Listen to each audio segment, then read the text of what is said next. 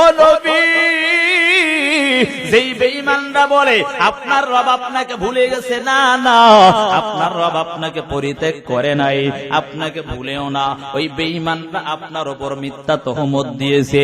আল্লাহর নবী এবার ডাক দিয়া বলে, ওরে জিবরাইল আমিন শোনো, যদি আমার আল্লাহ নাই বলে থাকে তাহলে এতদিন কেন ওহী বন্ধ রাখলো? প্রশ্ন আসে না নাই?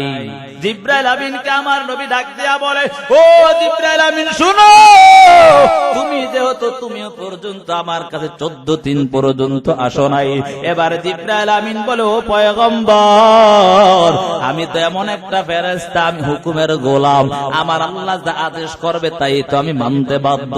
আল্লাহ আমাকে আদেশ করে নাই, যার কারণে আমি এখানে আসতে পারি নাই। কিন্তু নবী আমার, আপনাকে না দেখলে আমারও কলিজা ঠান্ডা হয় না। আল্লাহর নবী এবার বলে, কেন 14 দিন পর্যন্ত আসো নাই? এবার জিবরাইল আমিন ডাক দিয়া বলে, নবী আমার, দুইটা কারণ এখানে হতে পারে। এক নাম্বার কারণ, আপনি যখন আপনার ওই যে বেদিনদার প্রশ্নের জবাব দিবেন বলছেন, কিন্তু জবাব দিবেন ঠিক বলছেন, কিন্তু ইনশাআল্লাহ বলেন না। আল্লাহ নবীকে বলে, ও নবী আমার, আপনি যে বলেছেন তাদের প্রশ্নের জবাব দিবেন ঠিক, কিন্তু ইনশাআল্লাহ বলেন নাই। ও নবী আমার, আপনার উম্মতদেরকে আপনি শিক্ষা দিয়া দেন, তারা যদি কোনো কাজ করে তাহলে যেন আগে ইনশাআল্লাহ বলে নেয়।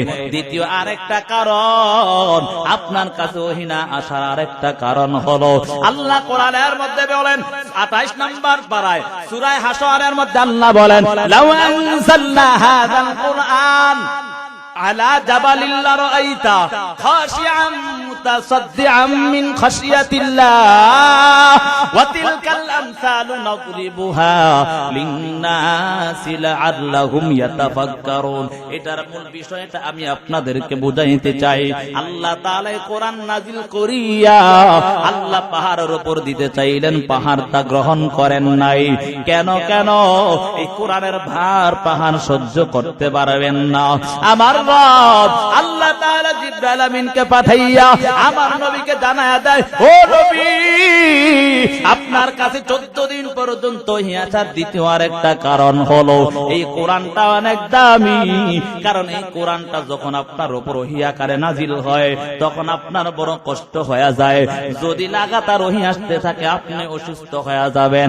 আল্লাহ তাআলা আপনাকে রেস্ট নেওয়ার জন্য কয়েকদিন ওহী বন্ধ রাখছে। বেঈমানরা যা বলছে এটা মিথ্যা কথা, তাদের কথায় কান দেওয়া যাবে না।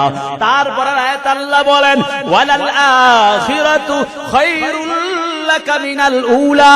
ও নবী আমার, আপনার ইহকাল থেকে পরকালই উত্তম। এর যুবক সন্তান, এই দুনিয়া থেকে পরকালই উত্তম। কথা বলেন ঠিক না বেঠিক? আল্লাহ তাআলা এখানে খয়র দ্বারা মুফাসসিরে কেরাম আরেকটা কথা বুঝাইলেন। খয়র দ্বারা হলো হাউজে কাউসারের পানি।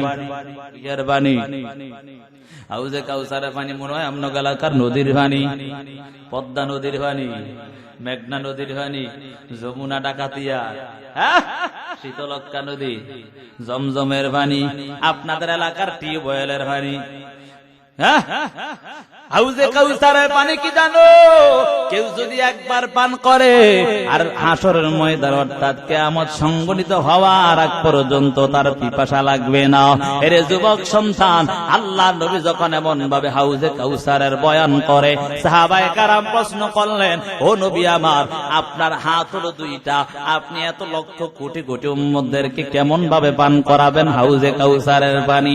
আমি কিন্তু খুতবার মধ্যে একটা হাদিস তেলাওয়াত করেছিলাম, ইয়াশফাউ ইয়াউমাল কিয়ামাতি সালাসা, আল আম্বিয়া সুম্মাল উলামা সুম্মাশ শুহাদা। আল্লাহর নবী হাদিসের মধ্যে বলেন, এ নবীর আশিকার দল, তোমরা তো বলতেছো যুবক সন্তান, তোমরা শুধু এই কথা বলতেছো আমার দুইটা হাত দ্বারা কেমনে পান করাবো, কেমনে সুপারিশ করব। আল্লাহর নবী বলেন, ওই সময় আমি অর্ডার করে দিব, নবীদেরকে বলবো আপনার উম্মতদেরকে আপনারা পান করান, আর উলামায়ে কেরামদেরকে যখন আমি অর্ডার করে দিব তারাও তাদের যারা খায়ের খাই অর্থাৎ আপনজন ছিল ছিল, দিনের সম্পর্ক ভালো ছিল, তাদেরকে তারাই পান করাবে। আল্লাহ নবী বলেন, আর আমি নবী, এমন নবী আমার কিছু খাঁটি আসে, তারা আমাকে কখনো ভুলে নাই। ওই যুবক সন্তান কোটি কোটি টাকার চাকরি পেয়েছো, চাকরি করতে গিয়া যখন ইন্টারভিউ দিয়েছো, ইন্টারভিউ দেওয়ার পর সব কিছু তোমার ওকে হয়ে গেল, কিন্তু যুবক সন্তান একটা কারণে তোমার চাকরি এখনো হয় না। বলে সেই কারণটা কি? ডাক দিয়া বলে, তোমার যদি গালের দাড়িটা ফালাইয়া দাও তাহলে তোমাকে এই চাকরিতে রাখা হবে। যুবক সন্তান বলে, আমার এই কোটি টাকার চাকরি দরকার নাই। ওই যুবক সন্তান সাথে সাথে চাকরিটা নোট করে তারপর বাসায় চলে আসলো। আমার নবী বলেন, ও সাহাবায়ে কারাম শুনো, আমার কিছু খাঁটি আশিক বান্দা বান্দি, আমার আল্লাহর খাঁটি আশিক বান্দা বান্দি, তারা যখন আমার উম্মত, তারা আমার পাগল হইয়া দুনিয়াকে বিসর্জন দিয়া আমার রঙে রঙিন হবে। আমি ওই হাসরের ময়দানে আমি নবী আমার হাত দ্বারা তাদেরকে ওই হাউজে কাউসারের পানি পান করাবো। সুবহানাল্লাহ। এর যুবক সন্তান, এই জন্য সময় আছে, আমার মাওলার আযাবের ভয় করো, জাহান্নামের আযাবের ভয়টা করিয়া নিজের জীবনটাকে সুন্দর বানায় দাও। আর জীবনে অন্যায় করা যাবে না। ও যুবক সন্তান, আর জীবনে মা বাবারে কষ্ট দেওয়া যাবে না। আর জীবনে নবীর খাঁটি আশিক না হইয়া কবরে যাওয়া যাবে না। এর যুবক সন্তান, এখনো সময় আছে, মা বাবার খেদমত করিয়া নিজের জীবনটাকে সুন্দর বানায় নাও। আল্লাহর ওলিদের সোহবতে গিয়া নিজের জীবনটাকে সুন্দর করো। এর যুবক সন্তান, আর নামাজ ছাড়া যাবে না, আর গুনাহ করা যাবে না। গুনাহগার বেঈমান নাফরমান হইয়া যদি ওই অন্ধকার কবরে যাও, ওই কবরটা কত ভয়ঙ্কর হালাত হয়ে যাবে। আল্লাহর নবী হাদিসের মধ্যে বলেন, আল কবরু রাউযাতুম মির রিয়াজিল জান্নাহ আও হুফরাতুম মিন হুফারিন নার। ওই কবরটা যারা গুনাহগার বেঈমান নাফরমান হইয়া কবরে যায়, ওই কবরটা তাদের জন্য জাহান্নামের গর্ত হয়ে যাবে। এর যুবক সন্তান, ও বৃদ্ধ বাবা, পর্দার আড়ালের আম্মা জানেরা, এখন সবাই আজ তওবা করো। আল্লাহ কোরআনের মধ্যে বলেন, ইয়া আইয়ুহাল্লাযীনা আমানু তুবু ইলাল্লাহি তাওবাতান নাসুহা আসা রাব্বুকুম আন ইউকাফিরা আনকুম সাইয়্যাতিকুম ওয়া ইউদখিলাকুম জান্নাত। আমার রব আল্লাহ তাআলা ডাক দিয়া বলে, এরে ঈমানদারের দল, তওবা করো, আন্তরিকতার সাথে তওবা করো। ও আল্লাহর জীবনে অন্যায় করব না, আর জীবনে নামাজ ছাড়ব না, আর জীবনে মা বাবাকে কষ্ট দিব না, আর জীবনে রমজানের রোজা ছাড়ব না। যাদের উপর যাকাত ফরজ হয়েছে যাকাত আর বাদ দিব না, যাদের উপর হজ ফরজ হয়েছে হজ করব আর হজ ছাড়ব না। এর যুবক সন্তান, মা বাবার কাছে গিয়া ক্ষমা চাও। জীবনে কত অন্যায় করেছো, মা বাবার কত রকমের কষ্ট দিয়া দিয়া নিজের জীবনটাকে ধ্বংস করে দিয়েছো। আজকে থেকে তওবা করো, আর জীবনে মা বাবারে কষ্ট দেওয়া যাবে না। আল্লাহর আযাব বড় ভয়ঙ্কর। আল্লাহর নবী হাদিসের মধ্যে বলেন, ওই কবরটা কারো জন্য জাহান্নামের গর্ত হয়ে যাবে, আর কারো জন্য জান্নাতের বাগান হয়ে যাবে। ওই জাহান্নামের গর্ত হলে ওই কবরের মধ্যে 70 থেকে 99টা সাপ, ওই সাপ নিযুক্ত করা হবে। ওই সাপের এমন কঠিন বিষ হবে জানো, হাদিসের মধ্যে আসছে রে যুবক সন্তান, ওই সাপ যদি দুনিয়ার জমিনে একটা বার শ্বাস ফালাইতো, তাহলে দুনিয়ার জমিনে কিয়ামত পর্যন্ত কখনো গাছপালা তরুলতা জন্মাইতো না। এ যুবক সন্তান, ও বৃদ্ধ বাবা, পর্দার আম্মা জানের, আর মোবাইলের গুনায় লিপ্ত হয় না, আর নামাজ ছেড়ো না। আল্লাহর আযাবের ভয় করিয়া নিজের জীবনটা সুন্দর করে নাও।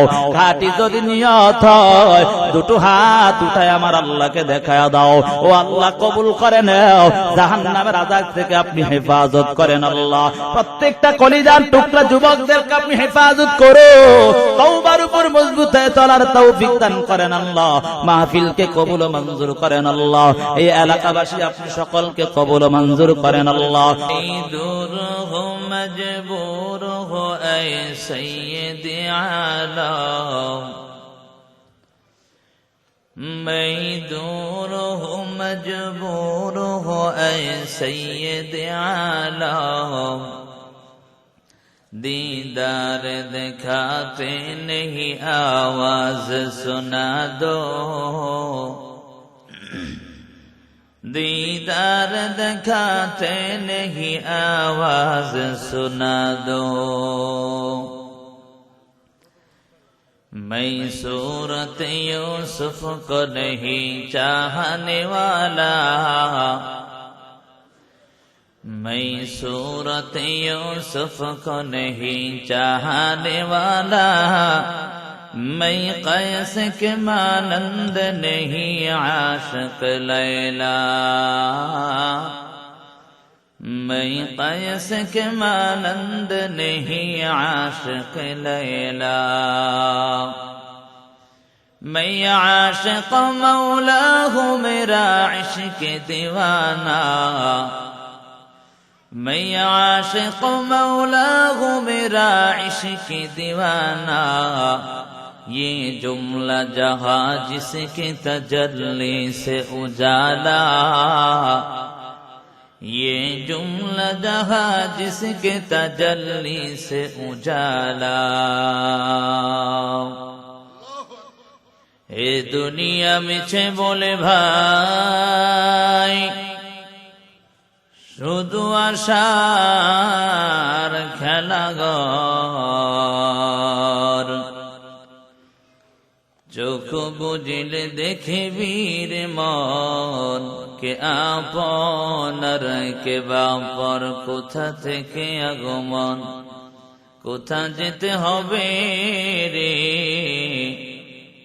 কে আনিল কি কারণে জানা নাই ভবেতে।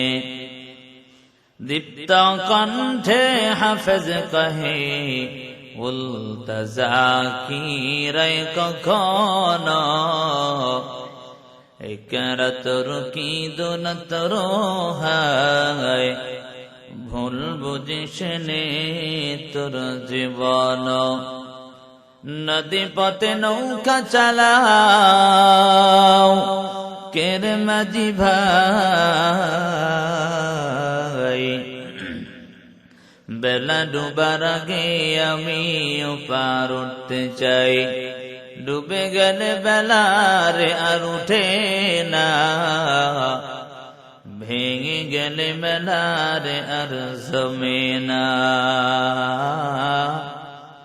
ভেঙে গেলে মেলারে আর জমে না।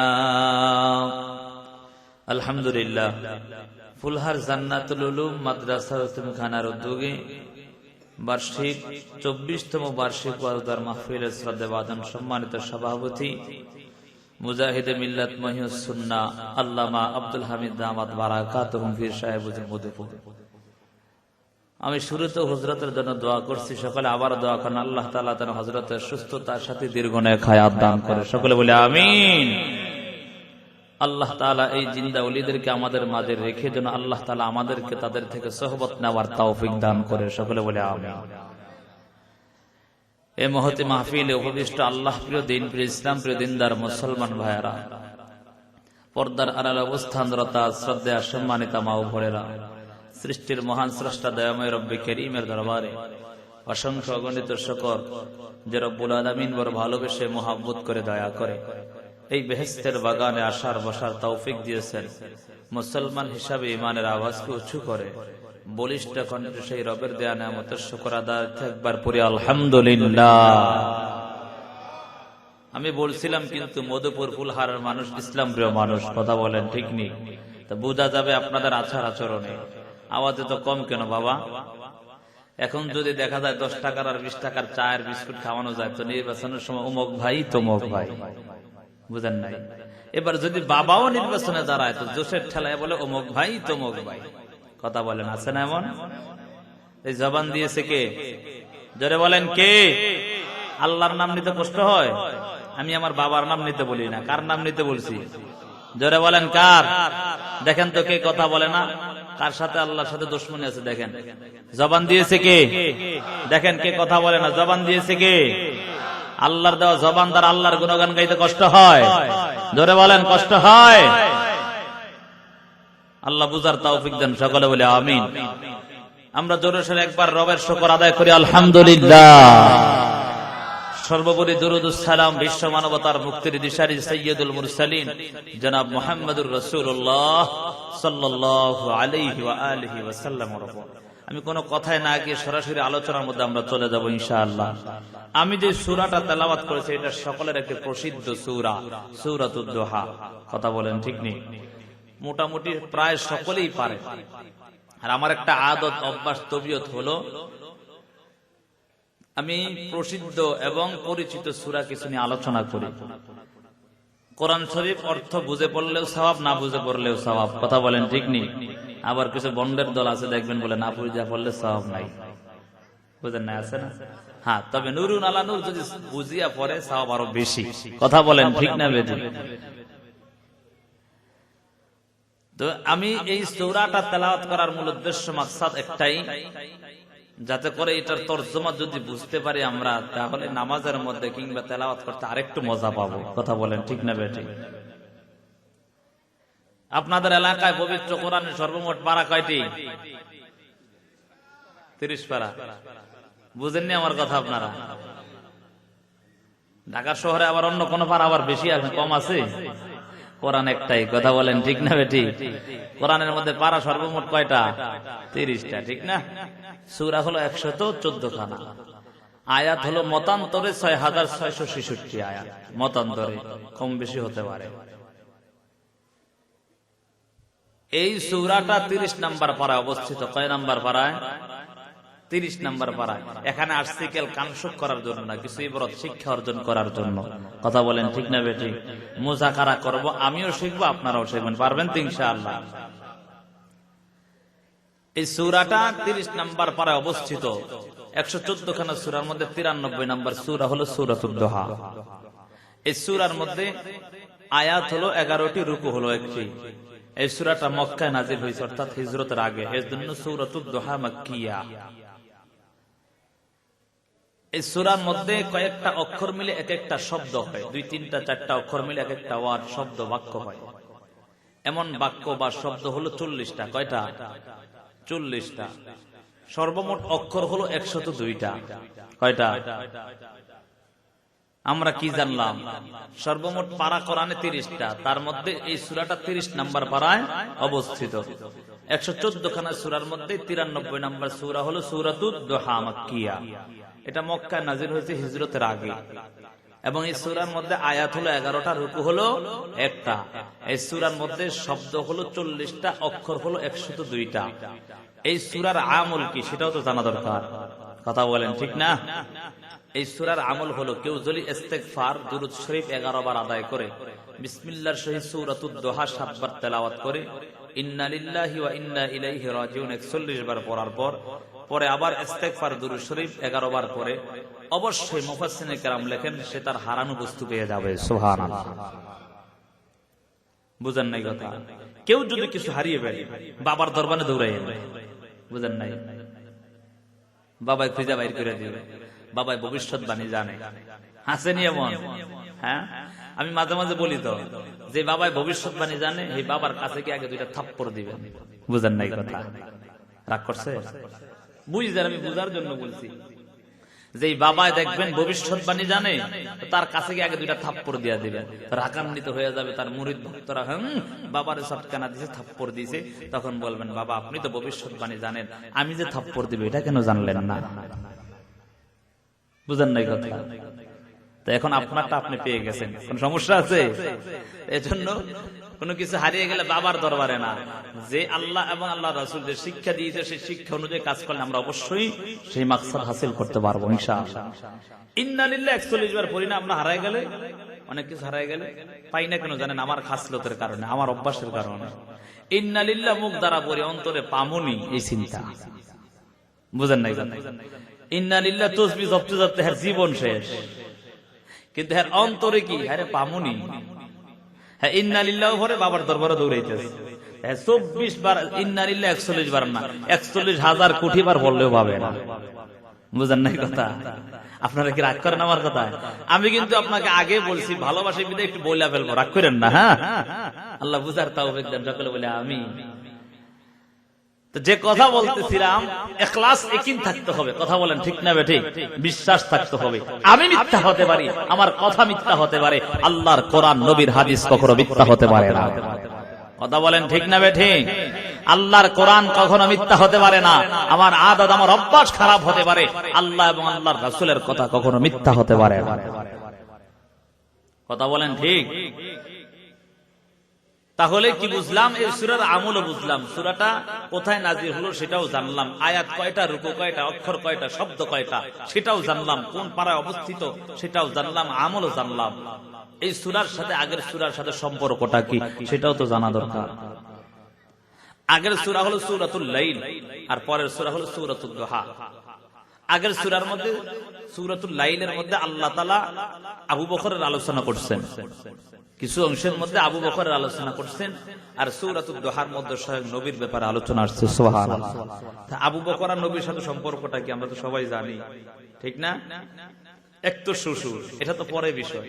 সর্বপ্রথম তিনি সবার আগে ইসলাম ধর্ম গ্রহণ করছেন। কথা বলেন ঠিক না বেঠিক? এবং সবচেয়ে প্রিয় বন্ধু এবং সবচেয়ে প্রিয় সাহাবী ছিলেন আবু বকর। কে আবু বকর জানেন? যে হিজরতের সাথী হয়েছিলেন। কথা বলেন ঠিক না বেঠিক?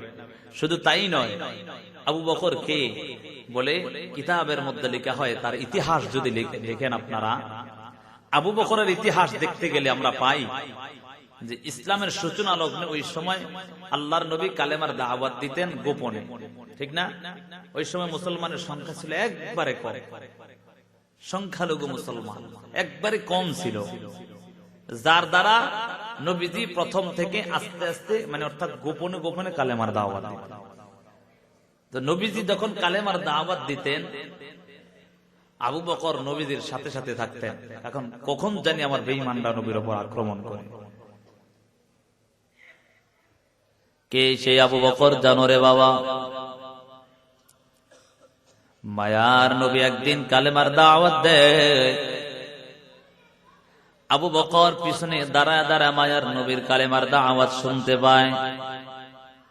হঠাৎ করে চোখ দিয়া নজর দিয়ে তাকায় দেখে আবু বকর পিছনের দিক থেকে কেমন যেন বেঈমানরা নবীর উপর আক্রমণ করবে ভাব। মায়ার নবী সরল দিলওয়ালা নবী, নবী আমার কালেমার দাওয়াত দিতেছেন। যখন তাকাইয়া দেখে আবু বকর আল্লাহর নবীকে যখন এমন ভাবে বেঈমানরা আঘাত করবে এমন একটা ভাব দেখা যায়, আবু বকর দৌড়ে গিয়া মায়ার নবীর উপরে ভাবে ঝাঁপ দিয়া ডাল হিসাবে দাঁড়ালেন। বেঈমান বেদিন মুশরিকরা মায়ার নবীর সাহাবী আবু বকর উপর নির্যাতন করতে করতে কিতাবের মধ্যে পাওয়া যায় আবু বকর অচেতন হইয়া জমিনের মধ্যে পড়ে যায়। এত আঘাত, এত নির্যাতন করে আবু বকর অচেতন হইয়া জমিনে পড়ে গেছে। ভাই ভাইয়ে দ্বন্দ্ব থাকে কি থাকে না? বুঝেন নাই? আপনাদের এলাকায় এমন নাই? হাই হাই রে, জায়গা জমিন নিয়ে দ্বন্দ্ব লাগিয়ে একজন আরেকজনের ছায়াও দেখতে পারে না। বুঝেন নাই কথা? আপনারা কি বলেন? মানুষের রৌদ্র আসলে দেখবেন একটা অন্ধকার হয়, এটা কি বলেন আপনারা? তাহলে সে ছায়াও দেখতে পারে না, ভাই ভাই শত্রু, রাগ, গোসা। কিন্তু দেখবেন তৃতীয় পক্ষ এসে তার ভাইকে আঘাত করে, তখন বলে হ্যাঁ আমি থাকতে আমার ভাইকে কেউ আঘাত করবে? বুঝেন নাই? আল্লাহর নবীর সাহাবী আবু বকরকে যখন বেঈমানরা আঘাত করেছে, তো আবু বকরের গোত্রের লোকেরা সবাই দৌড়ে আসছে। আয়েশা বলে হ্যাঁ আমরা জীবিত থাকতে আবু বকরকে তো নির্যাতন করবে, আমরা দেখে ছাড়ব। মায়ার নবীর সাহাবী আবু বকরকে বাসার মধ্যে নিয়ে গেলেন। বাসার মধ্যে নেওয়ার পর যখন অচেতন থেকে জ্ঞান ফিরে আসে, তার গোত্রের লোকেরা সবাই মিলে আবু বকরের মায়ের কাছে গিয়া বলে আবু বকরের মা শোনো, তোমার কাছে আমরা আবদার জানাই, তোমার সন্তানকে বলবা আজকে থেকে মুহাম্মদের ধর্ম ছেড়ে দিতে, নাউজুবিল্লাহ। কারণ তোমার সন্তান মুহাম্মদের ধর্ম গ্রহণ করার কারণে আমাদের এলাকার আশেপাশের লোকেরা তাকে দেখতে পায় না এবং তার উপর নির্যাতন করে। এজন্য বলি তোমার সন্তানকে এখন থেকে বলবা আব্দুল্লাহর বেটা মুহাম্মদের ধর্ম ছেড়ে দিতে। আসলে কি তা? হ্যাঁ, ধর্ম ছাড়বে? হঠাৎ করে আবু বকরের জ্ঞান ফিরার পর প্রথম বাক্যটাই হয় আবু বকরের জবান দ্বারা বের হয়, বলেন তো আমার নবীর কি হালাত? সুবহানাল্লাহ। এবার আহাল পরিবার পরিজনের সকল লোকেরা একটু রাগান্বিত হয়ে গেছে। হেরে আবু বকর, তোমাকে এত নির্যাতন করে যে শুধু মুহাম্মদের ধর্ম গ্রহণ করার কারণে, তারপরেও কেন তুমি ওই মুহাম্মদের কথাই বলে? একটু জানতে চাই। আল্লাহর নবীর সাহাবী আবু বকর ডাক দিয়া বলে, রে পরিবারের লোকেরা, জানো এটা তো আর কেউ নাই, মুহাম্মদ এমন একজন মানুষ, এমন একজন নবী যার মতো তুলনা আর কিছুই হতে পারে না। পরিবারের লোকেরা সবাই ডাক দিয়া বলে, তুমি এখন থেকে মুহাম্মদের ধর্ম ছেড়ে দাও। বলে, আমার জীবন যাবে তারপরেও তো আমার নবীকে আমি ছাড়তে পারবো না। সুবহানাল্লাহ। এবার পরিবারের লোকেরা রাগান্বিত হইয়া তাকে থুইয়া চলে গেছে সবাই। আবু বকরের মাকে ডাক দেয়া বলে, এই তোমার সন্তানকে তুমি রাখো, আমরা জানি না রে। মা তো মা, কথা বলেন ঠিক নেই? সবাই ছেড়ে যেতে পারে, মা ছেড়ে যেতে পারে? দেখবেন মাঝে মাঝে বাবায় রাগ করে সন্তানকে ঘর থেকে বের করে আনে। রাত্রে যখন গভীর হয়, সবাই ঘুমায় গেছে, মা আস্তে করে দরওয়াজাটা খুইলা তাকায় রয়েছে। কথা বলেন ঠিক না বেটা? কখন আমার সন্তানটা ঘরে আসবে? বুঝেন কথা? বাবা রাগ করে সন্তানকে ঘর থেকে বের করে দিয়েছে, সন্তানও বের হয়ে গেছে, সবাই রাত্রে ঘুমায় গেছে, আর মা গভীর রাতে দরজাটা খুইলা তাকায় রয়েছে, কখন সন্তান আসবে। কথা বলেন ঠিক না? সব লোক সকল সবাই চলে গেল। আবু বকরের আহাল পরিবার পরিজনের লোকেরা সবাই তাকে ছেড়ে চলে গেল, শুধু আবু বকরের মা সন্তানের কাছে আছে। এবার মা সন্তানকে ডাক দেয়া বলে, রে সন্তান, তুমি তো তাকায় দেখছো মুহাম্মদের ধর্ম গ্রহণ করার কারণে আজকে তোমার উপরে তো নির্যাতন। এরে সন্তান, তুমি আজকে থেকে আব্দুল্লাহর বেটা মুহাম্মদের ধর্মটা ছেড়ে দাও, তাহলে আমাদের সাথে সম্পর্ক কারো ভালো থাকবে না। মায়ার নবীর সাহাবী আবু বকর ডাক দিয়া বলে, রে মা, কারো সম্পর্ক ভালো থাকুক বা না থাকুক সেটা আমার জানার দরকার নাই, তবে মা আমি যদি তোমাকেও ছাড়তে হয় তারপরেও তোমাকে ছাড়বো, আমার নবীকে ছাড়বো না। মা বুঝতে পেরেছে সন্তান আবু বকর মায়ার নবীকে ছাড়া কোথাও যাবে না। এবার মা সন্তানকে ডাক দেয়া বলে, রে সন্তান, তোমার পেটে বড় ক্ষুধা, শরীরটা বড় দুর্বল, তুমি একটু খাবার খেয়ে শরীরটাকে সতেজ বানায় নাও। আবু বকর বলে, ওরে মা, আল্লাহর জাত ও সিফাতের কসম করে বলি, যার হাতে আমার জান এবং প্রাণ, আমি ওই সত্তার কসম করে বলি, যতক্ষণ না পর্যন্ত আমার নবীর হালত আমি না দেখব, ততক্ষণ পর্যন্ত আমি একটা লোকমা খাবারও আমি আবু বকরের মুখে যাবে না। এবার মা চিন্তিত, সন্তানকে কেমন করে খাবার খাওয়াবে। সন্তান বলে, ওরে মা, আল্লাহর জাত ও সিফাতের কসম, আমার জীবন যাবে তারপরও আমি আমার নবীর হালত না জানা পর্যন্ত আমি একটা লোকমা খাবারও মুখে দেব। অথচ সে আবু বকর বসতেও পারে না, দাঁড়াইতেও পারে না। কি হালাত! বেঈমানদের নির্যাতনের কারণে আবু বকর কেমন যেন শরীরটা একবার নষ্ট হয়ে গেছে। এবার মা এবং আসমা দুজন মিলিয়া আবু বকরকে ধরে ধরে নিয়ে গেলেন মায়ার নবীর কাছে। মায়ার নবীর দরওয়াজার সামনে দাঁড়াইয়া যখন সালাম দেয়, মায়ার নবী দৌড়ে এসে দরওয়াজার সামনে তাকায়া দেখে আবু বকর অসুস্থ হালত। নবী বলে, আবু বকর, তুমি কেন এখানে আসলে শরীরটা নিয়ে, এত অসুস্থ শরীর নিয়ে? আবু বকর বলে, নবী আমার তো মনে চায় না আমি অসুস্থ নাকি সেটাও আমার জানার দরকার নাই, আমার মনে চায় আপনার কি হালত, আপনার কোন সমস্যা হয়েছে কিনা। সুবহানাল্লাহ। নবী আমার চিল্লায়া বলে, ও দয়ার মালিক, এরে আবু বকর শোনো, আমি নবীর হাতে প্রতিদান দেওয়ার মতো তুমি আবু বকরকে আমি নবীও দিতে পারবো না। তবে শুনে রাখো মরার পরে আমার আল্লাহ হাসরের ময়দানে তোমার হাতে আমার আল্লাহ কুদরতি হাতে তোমাকে প্রতিদান দিবে। সুবহানাল্লাহ। সেই আবু বকরের কথা সূরাতুল লাইলের মধ্যে আলোচনা আসছে, আর সূরাতুদ দুহার মধ্যে আমার নবীর ব্যাপারে আলোচনা আসছে। তাহলে আমরা জানতে পারলাম 30 নাম্বার পারায় সূরাটা অবস্থিত। সূরাটা মক্কায় নাযিল হয়েছে হিজরতের আগে। কথা বলেন ঠিক নি? এই সূরার মধ্যে আয়াত হলো 11টা, এই সূরার মধ্যে রুকু হলো 1টা, অক্ষর হলো 102টা, বাক্য হলো 40টা। আমরা তার আমল জানলাম, আগের এবং পরের সূরার সাথে সম্পর্ক সেটাও জানলাম, কিন্তু এই সূরাটা আল্লাহ কেন নাযিল করলেন সেটা জানলাম না। ঠিক না? এই সূরাটা আল্লাহ কেন নাযিল করলেন, এই সূরার মধ্যে আল্লাহ কি বুঝাতে চাচ্ছেন সেটাও তো জানা দরকার। ঠিক নি? আল্লাহ তাআলা এই সূরার মধ্যে 2টা শপথ করেছেন। কয়টা? জোরে বলেন, কয়টা শপথ করে? কেন? কথাটার মূল্য বোঝানোর জন্য। কথা বলেন ঠিক নি? আল্লাহর কথা কি দাম কম? নাউজুবিল্লাহ। আল্লাহ যেমন দামি তার কথাটাও তেমন দামি। কথা বলেন ঠিক নেই? তারপর আল্লাহ কেন শপথ খাইলেন? বলে বান্দার খাসিয়ত হলো কিছু কিছু জিনিসের মধ্যে কসম খাইলে বান্দা একটু মূল্য বেশি বুঝে। আপনাদের এলাকায় ব্যবসায়িক আছে না নাই? কথা বলেন আছে না নাই? আচ্ছা বাবা, আপনাদের কি বাদ থেকে নিষেধ করে দিয়েছে কথা বলতেন না? হ্যাঁ, বুঝছেন কইলা? এমন যদি আপনারা চুপ করে থাকেন তা আমি ভাববো আমার কথাই কিছুই বুঝেন না, তা আমিও বাড়ি যেতে হবে। বুঝেন নাই কথা? কথা বললেই না আমার কথা আসবে। আল্লাহ বুঝার এবং আমল করার তৌফিক দান করুন। সকলে বলে আমিন।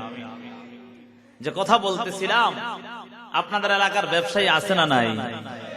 তাহলে ব্যবসার একটা উদাহরণ দিলে বুঝতে পারবেন, ঠিক না? ব্যবসায়িক তার পণ্য বিক্রি করে ক্রেতার কাছে। ক্রেতা যখন বিক্রেতার কাছে যায়, অর্থাৎ ব্যবসায়িকের কাছে যায় পণ্য ক্রয় করার জন্য, তখন ক্রেতা মাঝে মাঝে বলে এটা মনে হয় 2 নাম্বার, এটা দেখতে যে কেমন জানি দেখা যায়। দোকানদার ব্যবসায়িক বিক্রেতা বলে না এটা 1 নাম্বার মাল, বলে না এটা 2 নাম্বার মনে হয়। তখন কি করে জানেন? আপনারা যে পণ্য বিক্রি করে তারপর টাকা রাখে দোকানদার, যে বাক্সটা, এটারে কি বলেন? ক্যাশ বাক্স, ঠিক না? আগে বলি না, আপনারা আবার কোনটা বলেন? বুঝেন নাই কথা? ক্যাশ বাক্স, ঠিক না?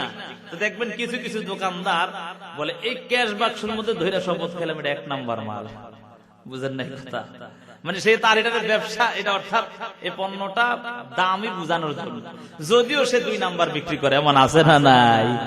কসম খায় 2 নাম্বার মাল বিক্রি করে, আছে না নাই? অথচ ব্যবসায়িকদের ব্যাপারে রাসূল হাদিসের মধ্যে বলেন আত-তাজিরুস সুদুকুল আমিন মা'আন নাবিয়্যিন ওয়াস-সিদ্দীকিন ওয়াশ-শুহাদা'i ওয়াস-সালিহিন। যারা সঠিক ব্যবসায়ী তাদের জান্নাত হবে নবীদের সাথে। সুবহানাল্লাহ।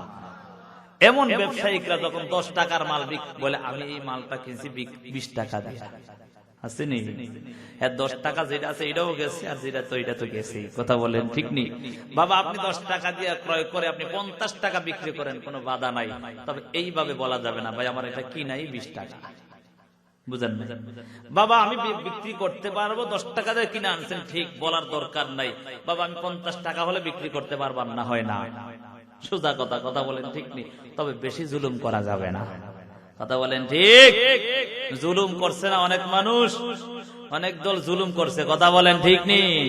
জুলুমের পরিণতি ভালো হয়েছে, পালাতে বাধ্য হয়েছে। কথা বলেন ঠিক না বেঠিক? এখনো বর্তমানে যারা জুলুমের শিকার হচ্ছে এবং জুলুম করতেছে, তোমরাও সাবধান থাকো, এই দেশ থেকে পালানোর সুযোগ পাবা না। কথা বলেন ঠিক না বেঠিক? সাবধানতা অবলম্বন করো বাবা। সহজ না দুনিয়া। 17 বছর রাজত্ব খাটাইয়া ভাবছে এই দেশটা আমার দেশ, আমার বাপের দেশ, 14 গোষ্ঠীর দেশ, আর কারো দেশ না মনে হয়। রাগ করবেন না বাবা, বুঝানোর জন্য বলছি, জুলুমের পরিণতি ভালো হয়। কথা বলেন ঠিক? এজন্য যারা সামনে ক্ষমতা পাওয়ার জন্য আশা রাখছো, জুলুম করবা না, জুলুমের পরিণতি ভালো হবে না। আমি কাউকে বলছি? কথা বলেন, কাউকে বলছি যে জুলুম করে তাকে বলছি? কথা বলেন ঠিক না বেঠিক? এজন্য জুলুম করা যাবে না। আল্লাহ বুঝার তৌফিক দেন। সকলে বলে আমিন। যে কথা বলতেছিলাম, ব্যবসায়িক তার পণ্য অর্থাৎ ক্যাশ বাক্সের মধ্যে দইরা কসম খায়, বলে এটা 1 নাম্বার মাল, যদিও 2 নাম্বার সে বিক্রি করে। তাহলে বোঝা গেল সে কসম খাইছে তার কথাটার মূল্য বোঝানোর জন্য, ঠিক না? আল্লাহ কসম খাইলেন, বান্দার খাসিয়ত হলো, আদত তবিয়ত হলো কসম খাইলে সেটার মূল্য বেশি বোঝে। আল্লাহ এখানে দুইটা কসম খাইছেন। কয়টা? ওয়াদ-দুহা ওয়াল-লাইলি ইযা সাজা। আল্লাহ বলেন ওয়াদ-দুহা, দিনের আলোর কসম আমার আল্লাহ করেছেন। দিনের আলোর কসম আমার আল্লাহ করিয়া বুঝালেন। এখানে দুনিয়াদারেরও ফায়দা বুঝালেন, দিনদারেরও ফায়দা বুঝালেন। বলে হুজুর একজনের না ফায়দা হয়, দুইজনের কেমনে হয়? ঠিক না? রাগ করেন আপনারা? আল্লাহ বলেন ওয়াদ-দুহা, দিনের আলোর কসম আল্লাহ করেছেন। দুনিয়াদারেরও ফায়দা বুঝালেন, যারা দিনদার তাদেরও ফায়দা আমার আল্লাহ বুঝালেন। দুনিয়াদারের ফায়দা কেমন বাবা, একটা উদাহরণ দিলে বুঝতে পারবেন।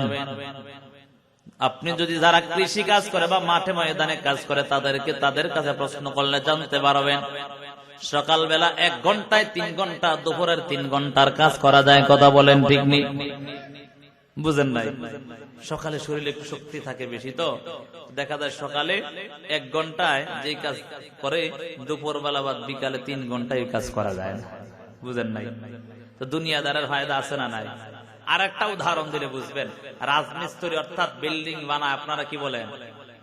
রাজমিস্ত্রি কাজে গেছে 8টা-9টা ধরেন, তার হেল্পার, তার সহযোগী সে গিয়েছে 12টায়, তার হেল্পারই রাখবে? বলবে জমিদার বাড়ি গিয়ে ঘুমা। বুঝেন নাই কথা? তাহলে তার কাছেও সকাল সকাল সময়টার মূল্য আছে। কথা বলেন ঠিক? বুঝলাম দুনিয়াদারের কাছে সময়টা খুব মূল্য। কথা বলেন ঠিক না? যারা দিনদার তাদের কাছে সময়টা কেমন মূল্য? আল্লাহ বলেন ওয়াদ-দুহা, দিনের আলোর কসম আল্লাহ করেছেন। যারা দিনদার তাদের কাছে সময়টার কত মূল্য মায়ার নবী হাদিসের মধ্যে জানায়া দেন। হে দুনিয়ার মানুষ শোনো শোনো, যারা ফজরের নামাজ আদায় করিয়া ওই স্থানের মধ্যে বসিয়া তাসবিহ তাহলিল আদায় করিয়া সূর্য ওঠার পর 15-20 মিনিট অপেক্ষা করার পর 2 করে 4 রাকাত রাকাত নামাজ আদায় করবে, আমার আল্লাহ তার আমলনামায় একটা কবুল উমরা এবং বড় হজের সওয়াব দান করবে। সুবহানাল্লাহ। সকালের সময়টা দাম আছে না নাই? বড় বড় হাজী সাহেব হজ করছে, হজ কবুল হয়েছে, তার কোনো গ্যারান্টি আছে? হাজী সাহেব হজ করছে কিন্তু অপরাধ আইন খেলার মধ্যে 1 নম্বর আছে না নাই? হ্যাঁ, বড় বড় ইমাম সাহেব ইমামতি করে, গালের মধ্যে বড় দাড়ি দেখা যায়, পাতায় পাগড়ি দেখা যায়, লম্বা জামা দেখা যায়, কিন্তু তাকায় দেখবেন তার অত্যাচারে অন্য কোন মানুষ থাকতে পারে না। কথা বলেন ঠিক না? এর যুবক সন্তান ও বৃদ্ধ বাবা পর্দার আম্মা জানেরা শোনো, আল্লাহ বলেন ওয়াদ-দুহা, দিনের আলোর কসম করে আমার আল্লাহ বুঝাতে চাইলেন। দুনিয়াদারেরও ফায়দা বুঝালেন, দিনদারেরও ফায়দা বুঝালেন। বলে দিনদারের কেমন ফায়দা? বলে বান্দা শোনো, বলে দিনদারের ফায়দা হলো সকালে ফজরের নামাজ আদায় করিয়া ওই স্থানের মধ্যে যদি বসিয়া তাসবিহ তাহলিল আদায় করিয়া সূর্য ওঠার 15-20 মিনিট পর পর্যন্ত অপেক্ষা করিয়া 4 রাকাত 10 রাকাত নামাজ আদায় করে আল্লাহর নবী হাদিসের মধ্যে বলেন ওই বান্দা বান্দির আমলনামায় আমার আল্লাহ কবুল উমরা এবং বড় হজের সওয়াব দান করে। সুবহানাল্লাহ। দ্বিতীয় নাম্বার কসম আল্লাহ করলেন ওয়াল্লাইলি ইযা সাজা, নিজুম রাতের কসম আল্লাহ করেছেন। নিজুম রাতের কসম করিয়া এখানের মধ্যে আল্লাহ দুনিয়াদারের ফায়দা বুঝালেন, দিনদারের ফায়দা বুঝালেন। বলে দুনিয়াদারের কেমন ফায়দা? সারাটা দিন কাজ করতে করতে বান্দা ক্লান্ত হয়ে যায়। কথা বলেন ঠিক নেই? তারপর একটু ঘুম ঘুম ভাব আসে, ঠিক না? আর আল্লাহ রাত্রটা দান করেছেন বান্দা ঘুমাইয়া তার ক্লান্তি দূর করার জন্য। কথা বলেন ঠিক? আল্লাহ কোরআনের মধ্যে 30 নম্বর পারার মধ্যে সূরা নাবায় আল্লাহ তাআলা বলেন ওয়া জাআলনা নাওমাকুম সুবাতা, আল্লাহ বলেন আমি আল্লাহ নিদ্রাকে দান করেছি ক্লান্তি দূর করার জন্য। এর যুবক সন্তান ও বৃদ্ধ বাবা পর্দার আম্মা জানেরা শোনো, আল্লাহ বলেন ওয়াল্লাইলি ইযা সাজা, নিজুম রাতের কসম, নিজুম রাতের কসম করিয়া আমার আল্লাহ বুঝাতে চাইলেন। দুনিয়াদারেরও ফায়দা বুঝালেন। বলে দুনিয়াদাররা সারাটা দিন কাজ করিয়া ক্লান্তি ভাব যখন হয়ে যাবে, রাতটা যত গভীর হবে, দুনিয়াদারের ঘুমাইয়া তার ক্লান্তি তত বেশি দূর হয়ে যাবে। কথা কথা বলেন ঠিক। আর যারা দিনদার তাদের ফায়দা কেমন? বলে আল্লাহ বলেন ওয়াল্লাইলি ইযা সাজা, নিজম রাতের কসম করি আল্লাহ দিনদারের ফায়দা কেমন বুঝালেন। বলে বান্দা দুনিয়াদাররা ঘুমায় আর আমার মাওলার খাঁটি আশিক যারা হয় রাত্র যত গভীর হয় চাইয়া আমার মাওলার সাথে সম্পর্কটা তত বেড়ে যায়। অতীব গভীর হয় রজনী যখন নীরবে প্রভুর নাম জপিও তখন। প্রবর করুণা যদি পাইবার চাও, প্রবর করুণা যদি পাইবার চাও, গভীর রাতে উঠে প্রভুর গুণগান গাও, গভীর রাতে উঠে প্রভুর গুণগান গাও। আল্লাহ বলেন ওয়াল্লাইলি ইযা সাজা, নিজম রাতের কসম করিয়া আমার আল্লাহ দিনদারের ফায়দা বুঝালেন। দুনিয়াদাররা ঘুমাইয়া মজা পায়, যারা দিনদার হয় তাদের কত ফায়দা। বলে রাতটা যত গভীর হয় আল্লাহর বান্দা বান্দি আমার মাওলার সাথে সম্পর্কটা তত বেশি হয়। কথা বলেন ঠিক নেই? এজন্য বাবা আল্লাহ তাআলা দুইটা সময়ের কসম খাইয়া সময়টার মূল্য বুঝালেন। এর যুবক সন্তান আজকে তাকাইয়া দেখো রাত্র যখন গভীর হয়, যুবক সন্তান মোবাইলের গুনায় লিপ্ত, মোবাইলের হেডফোন লাগাইয়া ঘরের দরজাটা আটকাইয়া ঘুমাইয়া যায়। শুধু বলে কেমন ভাবে ঘুমায়, গানের হেডফোন লাগাইয়া গানটা চালু করে যখন ঘুমায়া যায় যুবক সন্তান, যুবক সন্তান ভাবছে দুনিয়ার জমিনে কেউ দেখতে পায় না। তার মায়ের ভয় করিয়া, বাবার ভয় করিয়া, তার মাকে ভয় করিয়া সে দরওয়াজাটা আটকায়া দিয়েছে, বাবার ভয় করিয়া দরওয়াজাটা আটকায়া দিয়েছে। এর যুবক সন্তান তুমি তোমার ভাই বোনের ভয় করিয়া দরওয়াজাটা আটকায়া দিলা। ও যুবক সন্তান তুমি ভাবছো দুনিয়ার জমিনে তোমাকে কেউ দেখে না। আল্লাহ বলেন ওয়া হুয়া মাআকুম আইনামা কুনতুম, তুমি যেখানেই যাও না কেন তোমার সাথে কে আছে? জোরে বলেন কে আছে? দেন তো কথা কয় না কে? জোরে বলেন কে আছে? ওহুয়া মাআকুম আইনামা কুনতুম। ও যুবক সন্তান, ও বৃদ্ধ বাবা পর্দার আম্মা জানেরা শোনো, আল্লাহ বলেন ওহুয়া মাআকুম আইনামা কুনতুম, তুমি যেখানেই যাও না কেন তোমার সাথে একজন আছে, তিনি হলেন আমার রব আল্লাহ। তুমি ভাবছো যুবক সন্তান তোমার মা দেখবে এজন্য তুমি দরওয়াজাটা আটকায়া দিয়েছো, তোমার বাবা দেখবে দরওয়াজাটা আটকায়া দিয়া গুনার কাজে লিপ্ত হয়ে গেছো, কানে হেডফোন লাগাইয়া ঘুমাও। এই অবস্থায় যদি আজরাইল এসে হাজির হয়ে যায়, মায়ার নবী হাদিসের মধ্যে জানায়া দেন ক্বালান নবী সাল্লাল্লাহু আলাইহি ওয়া আলিহি ওয়াসাল্লাম তাহিয়াউনা কামা তামুতুন ওয়া তামুতুনা কামা তাহিয়াউন। আল্লাহর নবী হাদিসের মধ্যে জানায়া দেন ও দুনিয়ার উম্মতেরা শোনো, দুনিয়ার মধ্যে তোমার চলন যেমন হবে মরণ কিন্তু তোমার তেমন হবে, আর তোমার মরণ যেমন হবে হাসরও কিন্তু তোমার তেমন হবে। এর যুবক সন্তান আজকে মায়ের ভয় করিয়া, বাবার ভয় করিয়া দরজাটা আটকাইয়া গানের হেডফোন লাগাইয়া ঘুমাইছো। এই হালাতে আজরাইল এসে হাজির, আর এই হালাতটা নিয়ে যদি হাসরের ময়দানে ওঠো, হাজার হাজার লক্ষ লক্ষ কোটি কোটি মানুষের সামনে যখন তোমাকে গুনাহগার বলিয়া ডাক দিবে, ওই সময় তোমার হালাতটা কেমন হয়ে যাবে? ওরে মা বোনের দল, আজকে তো মোবাইলের গুনায় লিপ্ত, আল্লাহর আযাবের ভয়টা তোমার অন্তরে নাই। অথচ তাকায়া দেখো কুরাইশ বংশের একজন আল্লাহর কাছে আশিকা বান্দি ছিল। আল্লাহর বান্দি মাগরিবের নামাজ আদায় করিয়া আমার মাওলার কোরআনটা তেলাওয়াত শুরু করে দিলেন। কোরআন তেলাওয়াত করতে করতে ইশারের সময় হয়ে যায়। ইশারের সময় হওয়ার পর আল্লাহর বান্দি ইশারের নামাজ আদায় করিয়া আল্লাহর বান্দি কিয়ামুল লাইল শুরু করে দিলেন, নফল ইবাদত শুরু করে দিলেন। বলে নফল ইবাদতের মধ্যে, নফল নামাজের মধ্যে আল্লাহর বান্দি সূরা ফাতিহা তেলাওয়াত করার পর সূরা বাকারা তেলাওয়াত শুরু করে দিলেন। এক এক করে এক এক পৃষ্ঠা তেলাওয়াত করতে থাকলেন আল্লাহর বান্দি। মনের মধ্যে কেমন যেন তৃপ্তি শুরু হয়ে গেল, এমন মজা, এমন মজা। আল্লাহর বান্দি এক এক পৃষ্ঠা তেলাওয়াত করে মনে হয় এখন রুকু যাবে, রুকুর ভাব দিয়া মনে হয় না আরেকটু তেলাওয়াত করলে আরেকটু মজা পাবে।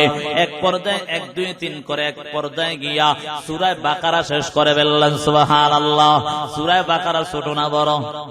2-3 পৃষ্ঠা মনে হয়, প্রায় 2.5 বারার মতো কথা বলেন, ঠিক না বেঠিক? সূরা বাকারা তেলাওয়াত শেষ, তারপরেও আল্লাহর বান্দির মনের মধ্যে তৃপ্তি শেষ হয় না, মনে হয় আরেকটু তেলাওয়াত করলে আরেকটু মজা পাবো। আল্লাহর বান্দি তারপর সূরা আলে ইমরান তেলাওয়াত শুরু করে দিলেন। এক পর্যায়ে তেলাওয়াত করতে করতে আল্লাহর বান্দি সূরা আলে ইমরানও শেষ করলেন। এমন তেলাওয়াত শুরু করে দেয়, আমার মাওলা যেমন মজা, আমার মাওলার কোরআনও তেমন মজা। আল্লাহর বান্দি যখন সূরা আলে ইমরান তেলাওয়াত শুরু করে দিলেন, শেষ করে ফেললেন, এক পর্যায়ে কোরআন তেলাওয়াত চলতেছে, আল্লাহর বান্দি নামাজের মধ্যে দাঁড়াইয়া দাঁড়ায় আমার মাওলার তেলাওয়াত করতেছে। হঠাৎ করে ফজরের সময় ঘনিয়ে আসছে, কে যেন গাইবে থেকে আওয়াজ দেয়, আরে আমার মাওলার কাটি আশিকা, আরে আল্লাহর কাটি বান্দি, ফজরের সময় হয়ে যাচ্ছে, তাড়াতাড়ি নামাজটা শেষ করে নাও। আল্লাহর বান্দি তাড়াতাড়ি নামাজ শেষ করিয়া 2টা হাত আমার মাওলার দিকে উঠাইয়া বলে, ও দয়ার মালিক, ও দয়ার আল্লাহ, এটা আবার কেমন রাত্র দান করলা, যেই রাত্রটার মধ্যে তোমার কাছে 2টা রাকাত নামাজও শেষ করতে পারলাম না। সুবহানাল্লাহ, আমার মাওলার কেমন পাগল। ও মা বোনের দল, আজকে তোমরা কার পাগল হইয়া স্টার আর জি বাংলার পাগল হইছো? কথা বলেন, ঠিক না বেটি? এজন্য বাবা ও মা বোনের দল, আর অন্যায় করা যাবে না। আমার আল্লাহর আযাবের ভয়টা নিয়া নিজের জীবনটাকে সুন্দর করো। আল্লাহ বলেন, অদ্দুহা, দিনের আলোর কসম আল্লাহ করে দুনিয়াদারেরও ফায়দা বুঝালেন, দিনদারেরও ফায়দা বুঝালেন। ওয়াল্লাইলি ইযা সাজা, নিজুম রাতের কসম আমার আল্লাহ করিয়া দুনিয়াদারেরও ফায়দা বুঝালেন, দিনদারেরও ফায়দা বুঝালেন। তাহলে আমরা আমল শিখলাম কি? মনে আছে? বলছি কিন্তু কানসুক করা যাবে না, আমল নিয়ে বাড়িতে যেতে হবে। পারবেন তো ইনশাআল্লাহ? 1 নাম্বার আমল শিখলাম, কোনো কিছু হারায় গেলে এই সূরাটা কয়বার পড়তে হবে? 7 বার। কয়বার? বিসমিল্লাহর সহিত কয়বার? 7 বার। আগে ইস্তেগফার দুরূদ শরীফ 11 বার, পরে 11 বার দুরূদ শরীফ ইস্তেগফার, ইন্না লিল্লাহি 41 বার। 1 নাম্বার আমল হলো এইটা। দ্বিতীয় নাম্বার আমল হলো ফজরের নামাজ পড়ব না। হ্যাঁ, সজাগ আছেন তো? কে কে ঘুমাইছেন দেখি 2টা হাত তোলেন। চিন্তা করছেন? ওই যে বুঝাইছিলাম কে কে জাহান্নামে যাবেন। আচ্ছা যাক, বুঝে না, কথা বলেন, ঠিক নি? রাগ করছেন বাবা? রাগ করেন না, মাঝে মাঝে একটু এদিক সেদিক হয়, জুমলায় মোতারাজ, কথা বলেন, ঠিক না বেটি? হ্যাঁ, আল্লাহ বুঝার তৌফিক দেন, সকলে বলে আমিন। হে বাবা, যে কথা বলতেছিলাম, 2 নাম্বার আমল হলো ফজরের নামাজ পড়বো। পারবো তো ইনশাআল্লাহ? কিন্তু ফজরের নামাজ পড়ার পর আমলটা কি? বলে সূর্য ওঠার 15-20 মিনিট পর্যন্ত অপেক্ষা করে কয় রাকাত নামাজ? 4 রাকাত ইশরাকের নামাজ আদায় করো। পারবো তো ইনশাআল্লাহ? তৃতীয় নাম্বার আমল আমরা শিখলাম, নিজুম রাত অর্থাৎ গভীর রাতে উঠিয়া আবার মাওলার সাথে সম্পর্কটা বাড়ায়া দিবে। কথা বলেন, ঠিক না বেটি? আমার মাওলার সাথে সম্পর্ক করিয়া নিজের জীবনটাকে সুন্দর করব। এর যুবক সন্তান ও বৃদ্ধ বাবা, কত রকমের অন্যায় করিয়া নিজের জীবনটাকে ধ্বংস করে দিলা। আর জীবনে অন্যায় করো না, এই জীবনটা তো এমনি কাটায়া দিলা, হেলায় হেলায় কাটায়া দিলা। না না, এই জীবনটার ধ্বংস করা যাবে না।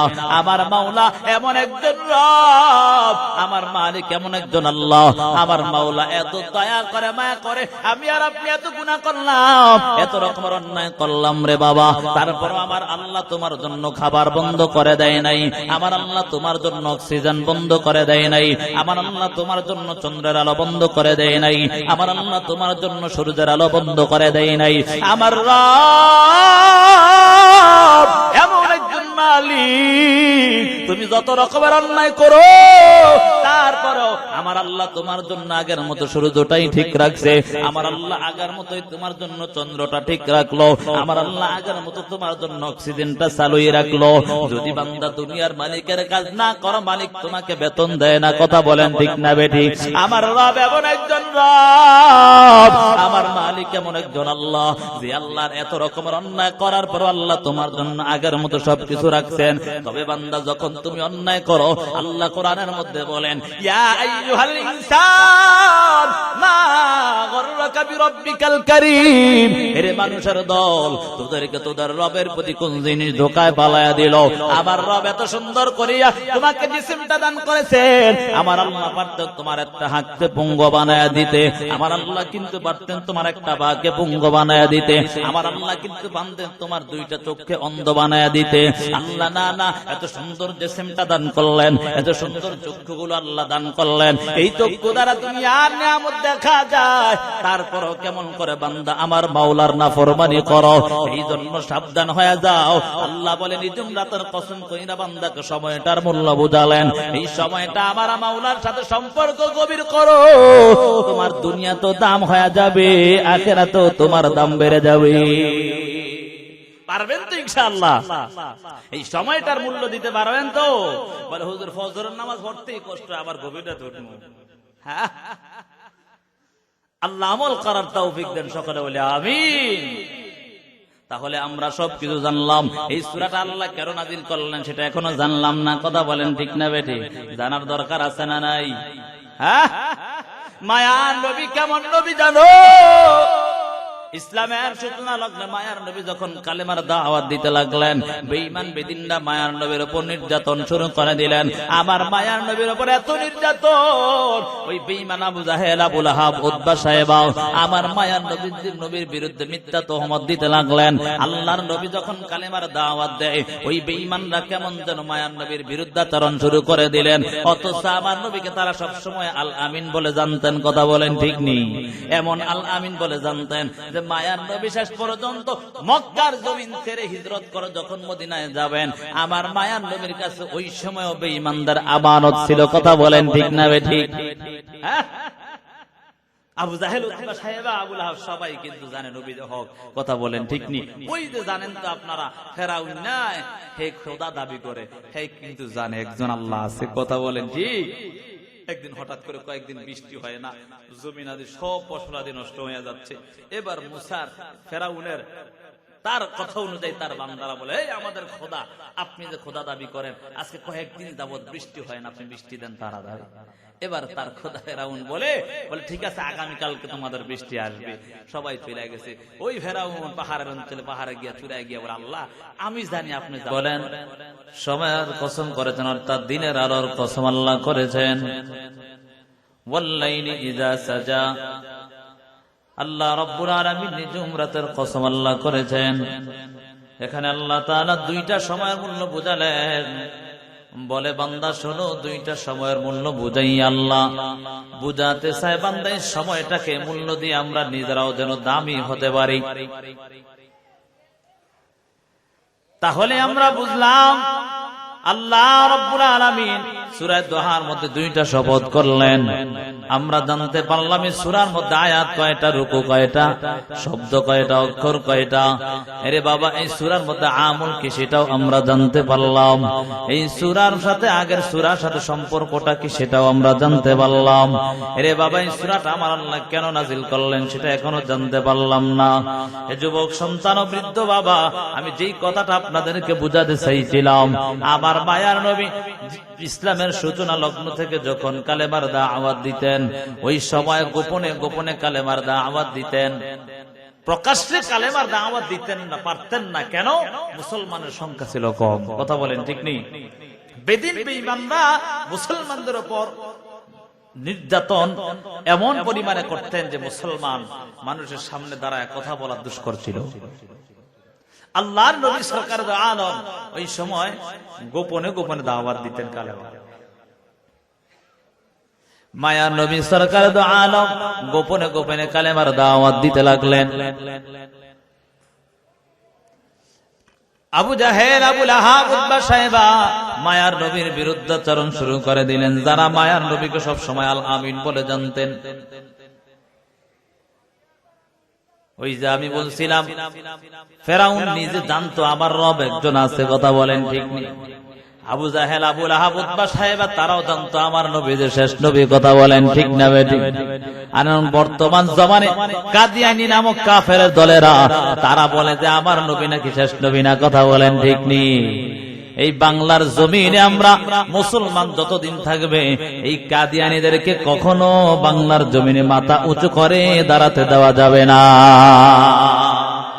পারবেন তো ইনশাআল্লাহ?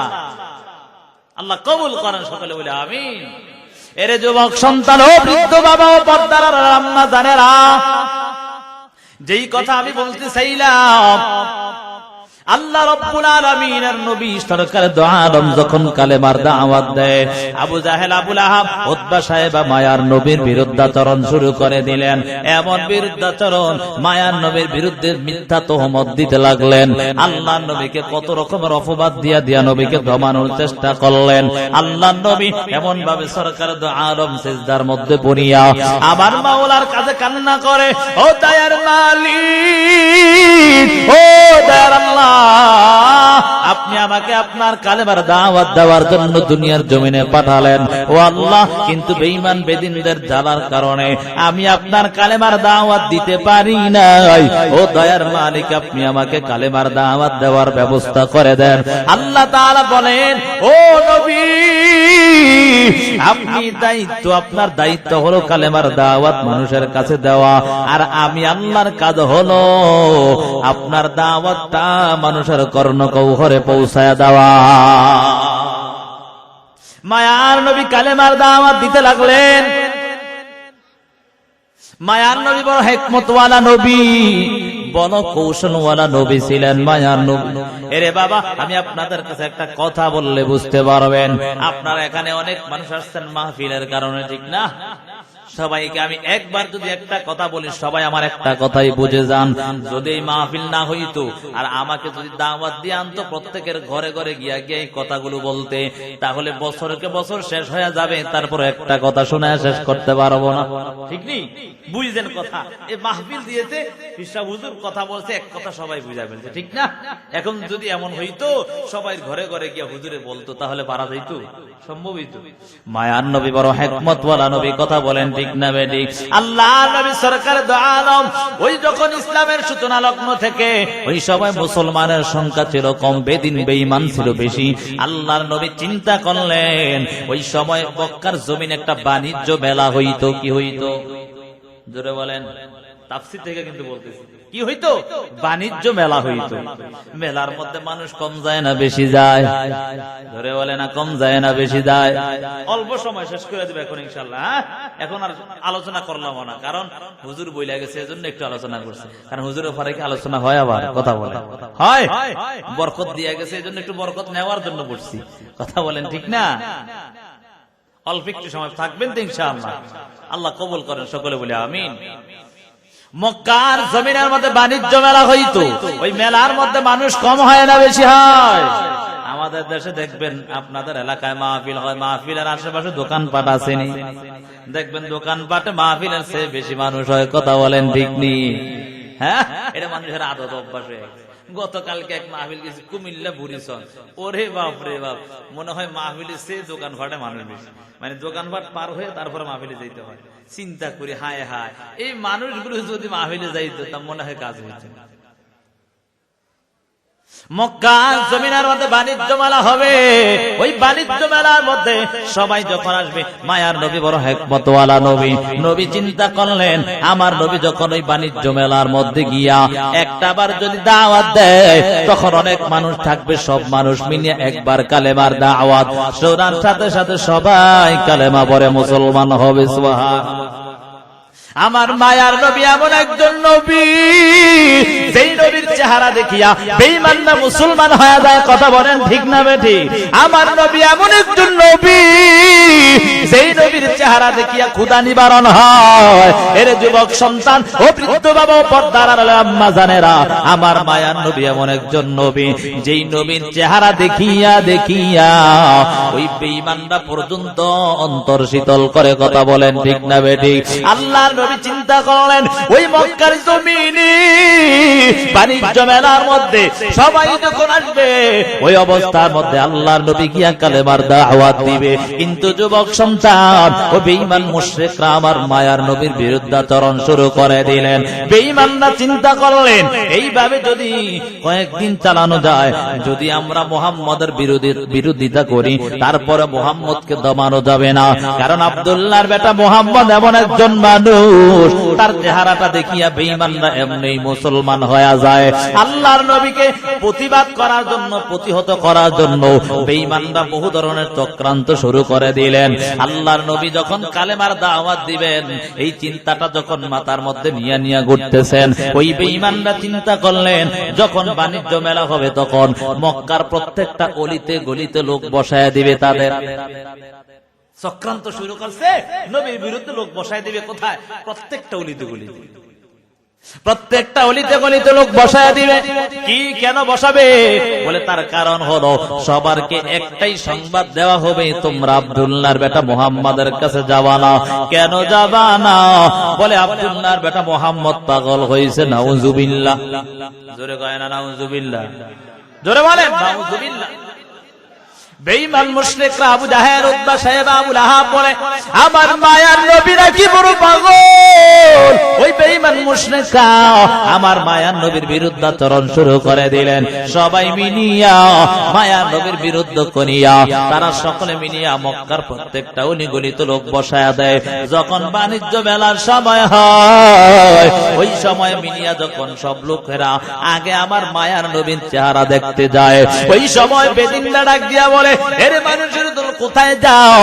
বলে আমরা যাই মুহাম্মদ আব্দুল্লাহর বেটা মুহাম্মদের সাথে মোলাকাত করার জন্য। বলে কেন যাইবা? বলে তার চেহারাটা না দেখলে অন্তর ঠান্ডা হয় না। সুবহানাল্লাহ। ওই বেদিন বেঈমানরা আমার মায়ার নবীর বিরুদ্ধাচরণ শুরু করে দিয়েছে, এমন বিরুদ্ধাচরণ করতেছে। আল্লাহ কোরআনের মধ্যে বলেন ওয়া মাকারু ওয়া মাকারাল্লাহ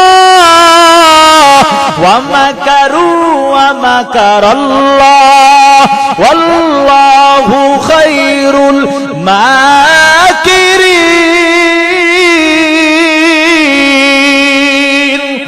আল্লাহ কোরআনের মধ্যে বলেন ও দুনিয়া চক্রান্তকারীরা, তোদের চক্রান্ত যেখানে আমার আল্লাহ হলো উত্তম পরিকল্পনাকারী। কথা বলেন ঠিক না বেটি?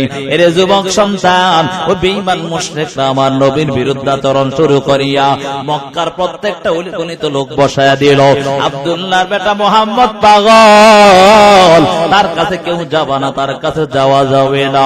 যখন বেঈমান মুশরিকরা এমন ভাবে মানুষের কাছে মিথ্যা তহমত দিতে লাগলো, সবাই ডাক দিয়া বলে কেন কেন আমরা তার কাছে যাব না? বলে পাগল হয়ে গেছে। নাউজুবিল্লাহ। এই কথা বলার পর দেখবেন মানুষের অভ্যাস হলো, তবিয়ত হলো, যেই জিনিসটা বাধা দিবে ওই জিনিসটা বেশি করবে। বুঝেন নাই কথা? যেই জিনিস বাধা দেয় ওই জিনিসটা বেশি করে।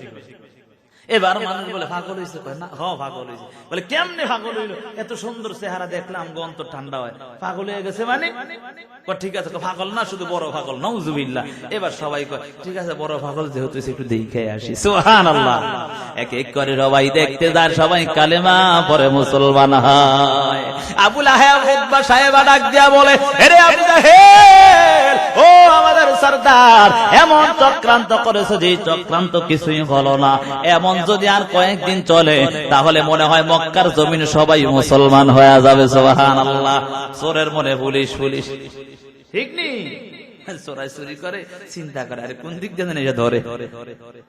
আবু লাহাব, উতবা, সাইবা বলে আরে আবু জাহেল, আপনার দোষ, আপনি কেন এমন নিয়মটা চালু করলেন যার কারণে মক্কার জমিনের কোন মানুষ মনে হয় বাকি থাকবে না?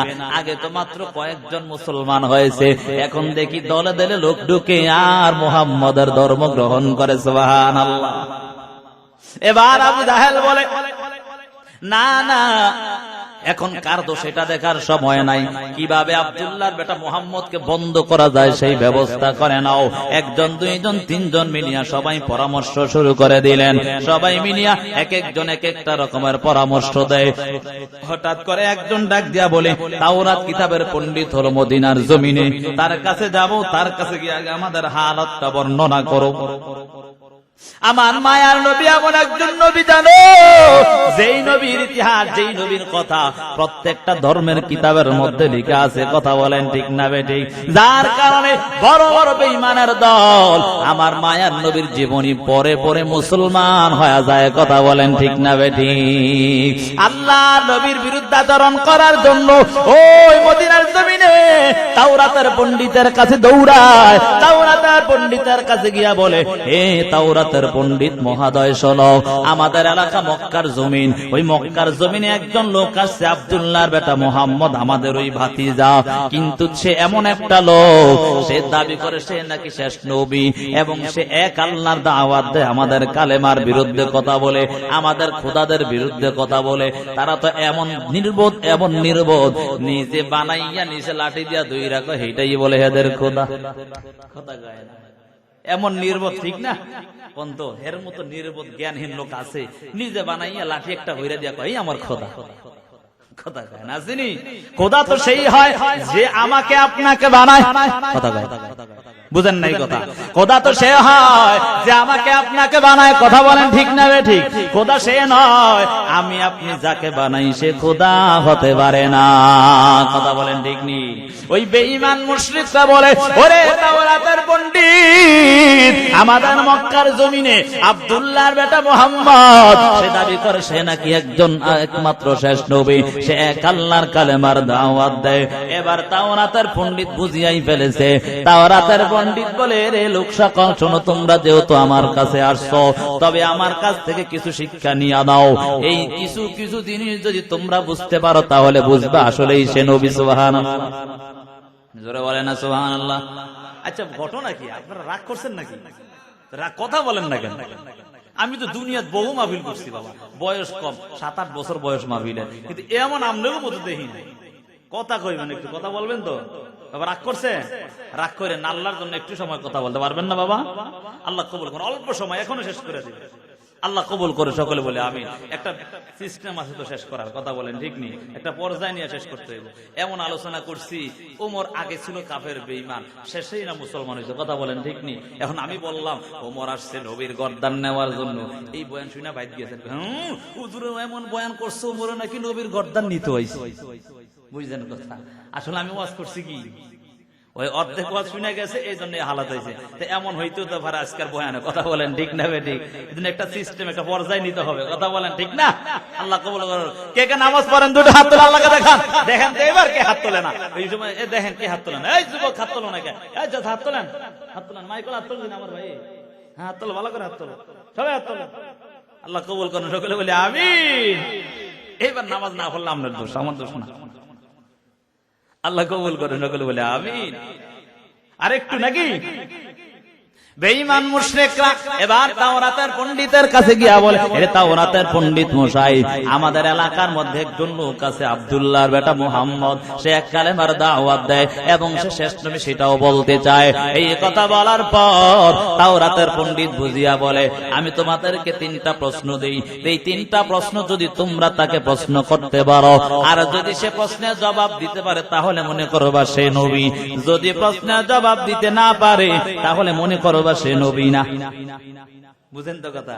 এবার খুশি মনে আত্মহারা হয়ে তাড়াতাড়ি দেখবেন কিছু কিছু মানুষ হুজুরের আটকানোর জন্য, হুজুর অমুকের বাপের বাপের বাপের নামটা কি জানার জন্য না, হ্যাঁ কিসে হুজুরে আটকানোর জন্য, হুজুর অমুকের বাপের বাপের বাপের তোর 14 গোষ্ঠীর নাম হুজুরে মুখস্থ করছে রে। কথা গায় না, আসেনি এমন? হ্যাঁ বুঝার জন্য, জানার জন্য না, হ্যাঁ হুজুরে আটকানোর জন্য। এবার আবু জাহেল আবুল আহমদ তাড়াতাড়ি কও 3টা প্রশ্ন কি, যেমন মুহাম্মদ আটকানো যাবে? নাউজুবিল্লাহ, আটকানো যাবে? এত সহজ? উলামায়ে কেরামদের বিরুদ্ধাচরণ করো না, আঙ্গুল তুলবে আঙ্গুল বাঁকা হয়ে যাবে। কথা বলেন ঠিক না বেটে? সাবধান হয়ে যাও। বহু ধরনের জুলুম করেছো উলামায়ে কেরামের উপর, 17 বছরের রাজত্ব খাটাইয়া উলামায়ে কেরামদেরকে জেল জুলুম দিয়েছো, শেষ পর্যন্ত তোমার ঠিকানা ইন্ডিয়ায়। কথা বলেন ঠিক না বেটি? এজন্য সাবধান হয়ে যাও, উলামায়ে কেরামের বিরুদ্ধাচরণ করবা না। উলামায়ে কেরাম খারাপ না, কেউ যদি খারাপ করে সে তার অভ্যাস, সেটা হতে পারে। আলেম কখনো খারাপ হতে পারে না। কথা বলেন ঠিক না বেটি? এজন্য আলেমের বিরুদ্ধে করা যাবে না। আল্লাহ বুঝার তৌফিক দেন, সকলে বলে আমিন। রাগ করছেন? করলে করেন, না করলে আমি বইলেই যাই। ওই যে ভালোবাসছি বেশি আপনাদেরকে, কথা বলেন ঠিক নেই? আল্লাহ কবুল করেন, সকলে বলে আমিন। আবু জাহেল, আবু লাহাব, উতবা সাহেবা ডাক দিয়া বলে, এরে তাওরাতের পণ্ডিত তাড়াতাড়ি বলো তিনটা প্রশ্ন কি? এবার পণ্ডিত বলে তিনটা প্রশ্নের এক নাম্বার প্রশ্ন হলো, বলবা গিয়া কুল কায়নাত শিমাল থেকে জনুব, মাশরিক থেকে মাগরিব, পুরা দুনিয়াটা কে দেখছে, তার নামটা কি? প্রশ্ন সহজ না কঠিন? কঠিন না? বহুত কঠিন। ওই যে কইছি আটকানোর জন্য কত রকমের প্রশ্ন আছে। দ্বিতীয় নাম্বার প্রশ্ন হলো, ওই যে আসহাবে কাহাবের মধ্যে তার যুবকরা ছিল, তারা কয়দিন ছিল ওই গর্তের মধ্যে, কয়দিন অবস্থান করেছে, তার সময়টা বলে দিবা। তৃতীয় নাম্বার বলতে রূহ বলতে কি বোঝায়, সেই জিনিসটা বলে দিবা। এই তিনটা প্রশ্ন যদি মুহাম্মদ দিতে পারে তাহলে সেই নবী। এবার শুনিয়া আবু জাহেল, উতবা সাহেব, আবু লাহাব দৌড়ায় হঠাৎ করে পথের মধ্যে যাওয়ার পর উতবা সাহেব একটু বহুত বড় দুরান্ত চালাক ছিল, বড় নাফরমান। এবার ডাক দেয়া বলে, আবু জাহেল, আমরা যে প্রশ্ন শিখে আসলাম, প্রশ্নের উত্তর তো শিখি না। ঠিক হয়, প্রশ্ন যাই প্রশ্ন তো শিখলাম, প্রশ্নের উত্তর জানি না। তো শুনে রাখো, আব্দুল্লাহর বেটা মুহাম্মদ কিন্তু চালাক কম না, যদি আমগরে আবার আটকায় হয়। বুঝেন তো কথা? এমন কিছু কিছু লোক আছে বাংলা বোকারি করে। কি বোকারি করে? বাংলা বোকারি। হুজুর কন্ত দেখি এই জিনিসটা কি? এরকম বেকুব আছে না নাই? এই সমাজে এমন বেকুব আছে না নাই? বেকুবদের সাবধান হতে হবে, কথা বলেন ঠিক না বেঠিক? আল্লাহ বুঝার তৌফিক দেন। এবার আবু উতবা সাহেব, হ্যাঁ আবু জাহেল, যাই প্রশ্ন তিনটা শিখছো, উত্তর শিখাইছো নি? আব্দুল্লাহর বেটা মুহাম্মদ দুরান্ত চালাক মানুষ, যদি এবার আবার উত্তর ধরে ফেস দিয়া আবার দৌড়ে তাওরাতের পণ্ডিতের কাছে গিয়া হাজির। তাওরাতের পণ্ডিতের কাছে গিয়ে হাজির হইয়া বলে, রে পণ্ডিত মশাই, আমাদেরকে বলেছেন আপনি প্রশ্ন উত্তর তো শিখালেন না, উত্তর শিখাই দেন। এবার উত্তর শিখিয়া আবার চলে গেলেন মায়ার নবীর কাছে। মায়ার নবীর কাছে গিয়া এবার মিষ্টি মিষ্টি কথা বলে, কি সুন্দর করে বলে, রে আব্দুল্লাহর বেটা মুহাম্মদ, তুমি তো আমাদের ওই বাতিজা, আমরা কি তোমার বিরুদ্ধে কথা বলবো নি? একটা গ্রামের প্রবাদ আছে, দুষ্ট লোকের মিষ্টি কথা ঘনায় বসে কাছে, কথা দিয়া কথা নেয় প্রাণে মারে শেষে। কথা কয় না? দুষ্ট লোক বেশি দেখি না মনে হয়, মিষ্টি মিষ্টি কথা বলে আপনারা দিবে সাইজ করে, বুঝেন নাই? বলে আব্দুল্লাহর বেটা মুহাম্মদ, তুমি আমাদের ওই তো বাতিজা, তোমার বিরুদ্ধে আমরা যাবো, সারা জীবন তোমার আলামিন বইলাইছে। আমার নবী তো সরল দিলওয়ালা নবী, কথা বলেন ঠিক না?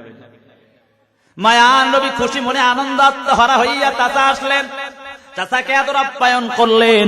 আল্লাহর নবী যখন যখন দেখলেন চাচাকে আদর আপ্যায়ন করার পর, আল্লাহর নবী যখন শুনতে পায়, আবু জাহেল এবার ডাক দিয়া বলে, এ রে মুহাম্মদ, তুমি যদি আমাদের দুই তিনটা প্রশ্নের জবাব দিতে পারো, তুমি যা বলবা আমরা তাই মেনে নিব। কি কয়?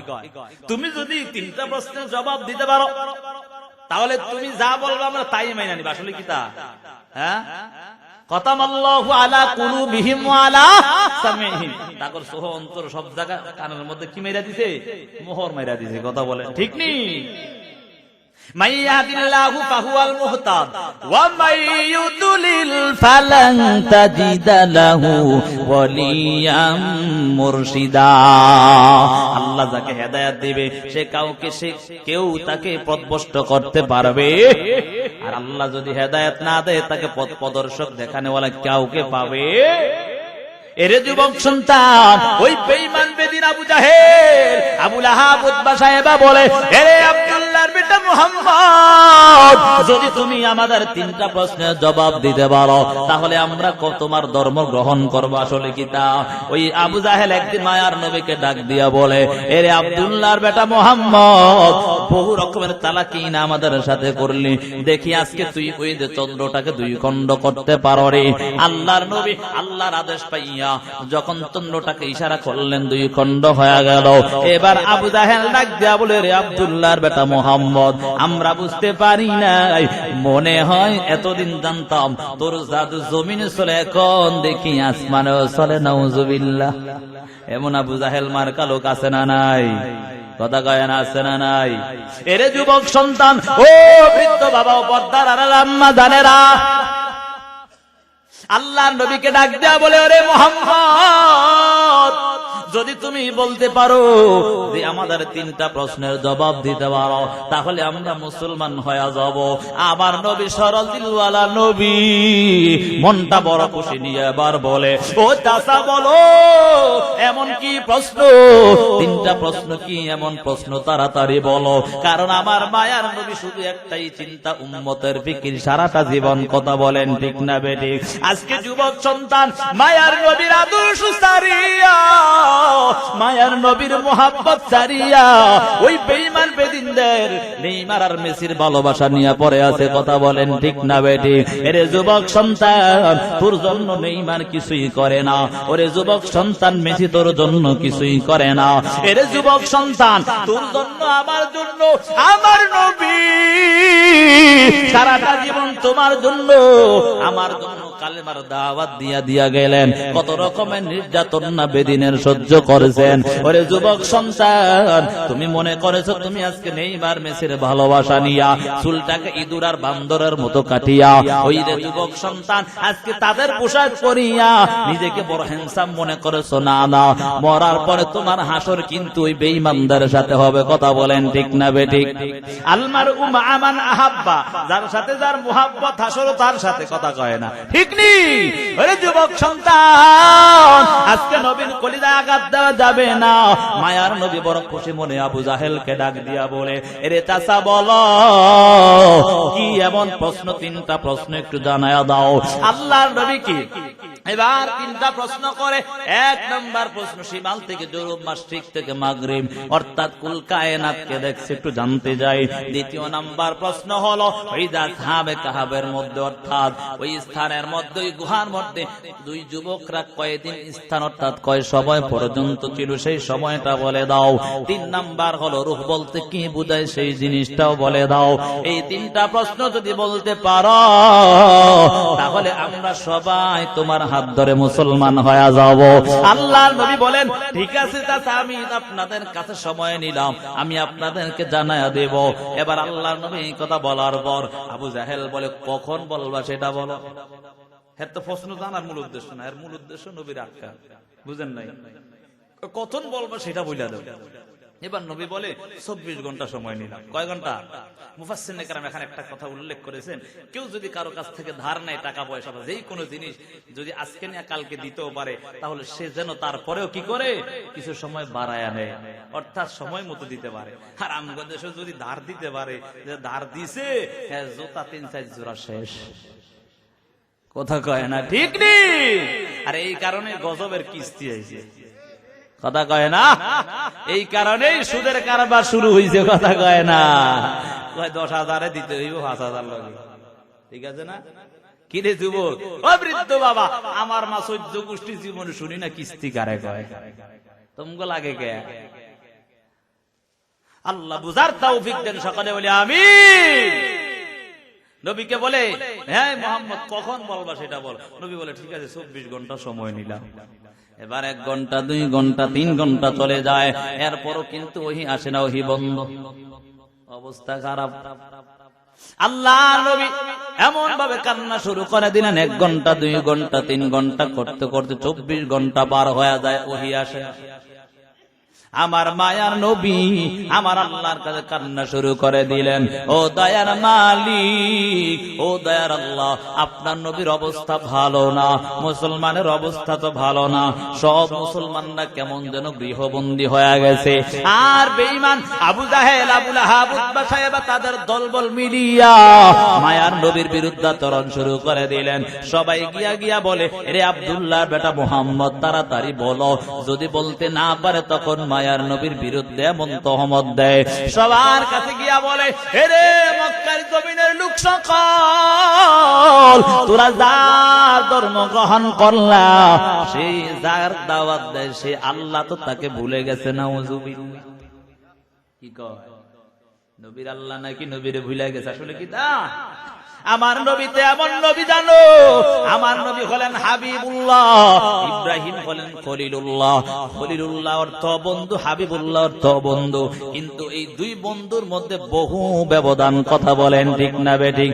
খলিলুল্লাহ মানে আল্লাহর বন্ধু, আল্লাহর বন্ধু হওয়ার জন্য আগুনের মধ্যে ঝাঁপ দেয়, আর আমার আল্লাহ হাবিবুল্লাহর বন্ধু হওয়ার জন্য আল্লাহ আরশে আজিমে নিয়ে যায়। কথা কয় না ঠিক নি?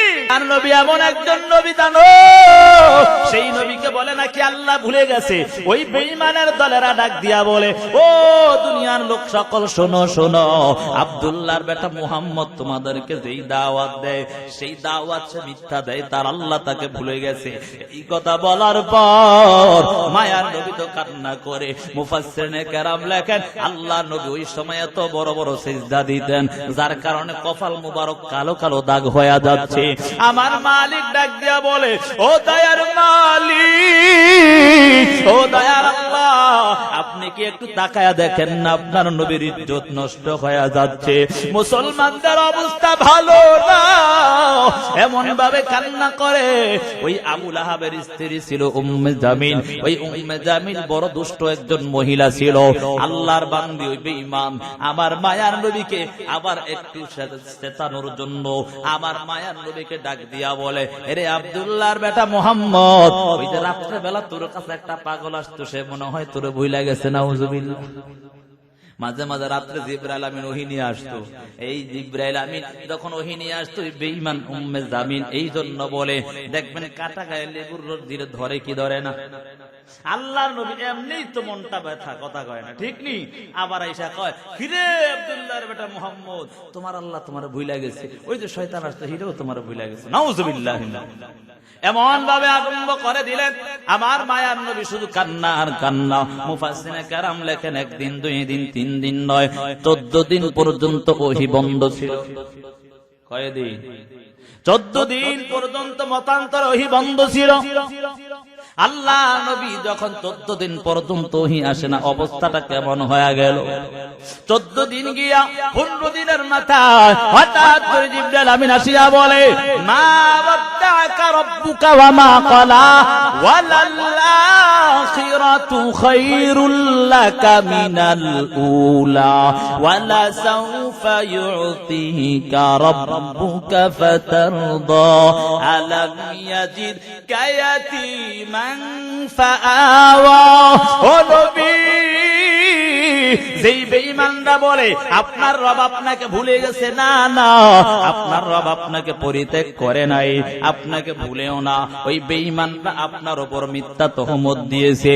আল্লাহর নবী এবার ডাক দিয়া বলে, ওরে জিবরাইল আমিন শোনো, যদি আমার আল্লাহ নাই বলে থাকে, তাহলে এতদিন কেন ওহী বন্ধ রাখলো? প্রশ্ন আসে না নাই? জিবরাইল আমিনকে আমার নবী ডাক দিয়া বলে, ও জিবরাইল আমিন শুনো, তুমি যেহেতু তুমিও পর্যন্ত আমার কাছে 14 দিন পর্যন্ত আসো নাই। এবার জিবরাইল আমিন বলে, ও পয়গম্বর, আমি তো এমন একটা ফেরেশতা, আমি হুকুমের গোলাম, আমার আল্লাহ যা আদেশ করবে তাই তো আমি মানতে বাধ্য। আল্লাহ আমাকে আদেশ করে নাই, যার কারণে আমি এখানে আসতে পারি নাই। কিন্তু নবী আমার, আপনাকে না দেখলে আমারও কলিজা ঠান্ডা হয় না। আল্লাহর নবী এবার বলে, কেন 14 দিন পর্যন্ত আসো নাই? এবার জিবরাইল আমিন ডাক দিয়া বলে, নবী আমার, 2টা কারণ এখানে হতে পারে।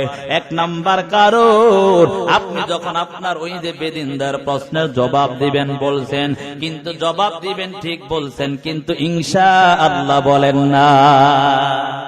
কি কয়? এজন্য নবী ভুল করছে নাকি? নাউজুবিল্লাহ। নবী ভুল করছে? নবীর মাধ্যমে আল্লাহ উম্মতকে শিক্ষা দিয়েছে। কথা কয় না ঠিক নি? আচ্ছা বলেন তো দেখি, কেউ কি এমন কার আকীদা আছে নবীর ভুল আছে? দেখেন এমন কার আকীদা আছে, ঈমান থাকবো? কথা বলেন না, ঈমান থাকবে? ঈমান থাকবে না। কথা বলেন ঠিক না বেঠিক? নবীরা হলো বেগুনা, মাসুম, তাদের কোনো কি নাই, গুনাহ আল্লাহ মাঝে মাঝে নবীদের মাধ্যমে উম্মতকে শিক্ষা দেয়। কথা বলেন ঠিক নি? আল্লাহ নবীকে বলে, ও নবী আমার, আপনি যে বলেছেন তাদের প্রশ্নের জবাব দিবেন ঠিক, কিন্তু ইনশাআল্লাহ বলেন নাই। ও নবী আমার, আপনার উম্মতদেরকে আপনি শিক্ষা দিয়া দেন, তারা যদি কোনো কাজ করে তাহলে যেন আগে ইনশাআল্লাহ বলে নেয়। দ্বিতীয় আরেকটা কারণ, আপনার কাছে ওহী না আসার আরেকটা কারণ হলো, আল্লাহ কোরআনের মধ্যে বলেন 28 নম্বর পারায় সূরা হাশরের মধ্যে আল্লাহ বলেন, লাউ আনজালনা হাযাল কুরআন আলা জাবালিল লারাইতা খাশিআম মুতাসাদ্দিআম মিন খাশিয়াতিল্লাহ ওয়া তিলকাল আমসালু নাদরিবুহা লিন-নাসি লাআল্লাহুম ইয়াতাফাক্কারুন। এটার মূল বিষয়টা আমি আপনাদেরকে বুঝাইতে চাই। আল্লাহ তাআলা কোরআন নাজিল করিয়া আল্লাহ পাহাড়ের উপর দিতে চাইলেন, পাহাড়টা গ্রহণ করেন নাই। কেন? এই কোরআনের ভার পাহাড় সহ্য করতে পারবেন না। আমার রব আল্লাহ তাআলা জিবরাইল আমিনকে পাঠাইয়া আমার নবীকে জানায়া দেয়, ও নবী, আপনার কাছে 14 দিন পর্যন্ত ওহী আসার দ্বিতীয় আরেকটা কারণ হলো, এই কোরআনটা অনেক দামি। কারণ এই কোরআনটা যখন আপনার উপর ওহী আকারে নাজিল হয় তখন আপনার বড় কষ্ট হয়ে যায়। যদি লাগাতার ওহী আসতে থাকে আপনি অসুস্থ হয়ে যাবেন। আল্লাহ তাআলা আপনাকে রেস্ট নেওয়ার জন্য কয়েকদিন ওহী বন্ধ রাখছে। বেঈমানরা যা বলছে এটা মিথ্যা কথা, তাদের কথায় কান দেওয়া যাবে না। তারপরে আয়াত আল্লাহ বলেন, ওয়ালাল আখিরাতু খায়রুল লাকা মিনাল উলা। ও নবী আমার, আপনার ইহকাল থেকে পরকালই উত্তম।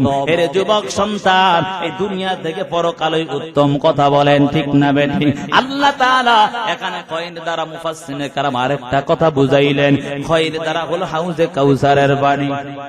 এর বাণী হাউজে কাউসারের পানি মনে হয় আমনগর এলাকার নদীর পানি, পদ্মা নদীর পানি, মেঘনা নদীর পানি, যমুনা ডাকাতিয়া, শীতলক্ষ্যা নদী, জমজমের পানি, আপনাদের এলাকার টিউবওয়েলের পানি। হাউজে কাউসারের পানি কি জানো? কেউ যদি একবার পান করে আর হাসরের ময়দান অর্থাৎ কিয়ামত সংঘটিত হওয়ার আগ পর্যন্ত তার পিপাসা লাগবে না। এর যুবক সন্তান, আল্লাহর নবী যখন এমন ভাবে হাউজে কাউসারের বয়ান করে, সাহাবায়ে কেরাম প্রশ্ন করলেন, ও নবী আমার, আপনার হাত হলো দুইটা, আপনি এত লক্ষ কোটি কোটি উম্মতদেরকে কেমন ভাবে পান করাবেন হাউজে কাউসারের পানি? আমি কিন্তু খুতবার মধ্যে একটা হাদিস তেলাওয়াত করেছিলাম, ইয়াশফাউ ইয়াউমাল কিয়ামাতি সালাসা, আল আম্বিয়া থুম্মাল উলামা শুহাদা। আল্লাহর নবী হাদিসের মধ্যে বলেন, এ নবীর আশিকার দল, তোমরা তো বলতেছো যুবক সন্তান, তোমরা শুধু এই কথা বলতেছো আমার দুইটা হাত দ্বারা কেমনে পান করাবো, কেমনে সুপারিশ করব। আল্লাহর নবী বলেন, ওই সময় আমি অর্ডার করে দিব, নবীদেরকে বলবো আপনার উম্মতদেরকে আপনারা পান করান, আর উলামায়ে কেরামদেরকে যখন আমি অর্ডার করে দিব, তারাও তাদের যারা খায়ের খাই অর্থাৎ আপনজন ছিল, দিনের সম্পর্ক ভালো ছিল, তাদেরকে তারাই পান করাবে। আল্লাহ নবী বলেন, আর আমি নবী এমন নবী, আমার কিছু খাঁটি আসে, তারা আমাকে কখনো ভুলে নাই। ওই যুবক সন্তান, কোটি কোটি টাকার চাকরি পেয়েছো, চাকরি করতে গিয়া যখন ইন্টারভিউ দিয়েছো, ইন্টারভিউ দেওয়ার পর সব কিছু তোমার ওকে হয়ে গেল, কিন্তু যুবক সন্তান একটা কারণে তোমার চাকরি এখনো হয় না। বলে সেই কারণটা কি? ডাক দিয়া বলে, তোমার যদি গালের দাড়িটা ফালাইয়া দাও তাহলে তোমাকে এই চাকরিতে রাখা হবে। যুবক সন্তান বলে, আমার এই কোটি টাকার চাকরি দরকার নাই। ওই যুবক সন্তান সাথে সাথে চাকরিটা নোট করে তারপর বাসায় চলে আসলো। আমার নবী বলেন, ও সাহাবায়ে কেরাম শুনো, আমার কিছু খাঁটি আশিক বান্দা বান্দি, আমার আল্লাহর খাঁটি আশিক বান্দা বান্দি, তারা যখন আমার উম্মত, তারা আমার পাগল হইয়া দুনিয়াকে সুরসুন দিয়া আমার রঙে রঙিন হবে। আমি ওই হাসরের ময়দানে আমি নবী আমার হাত দ্বারা তাদেরকে ওই হাউজে কাউসারের পানি পান করাবো। সুবহানাল্লাহ।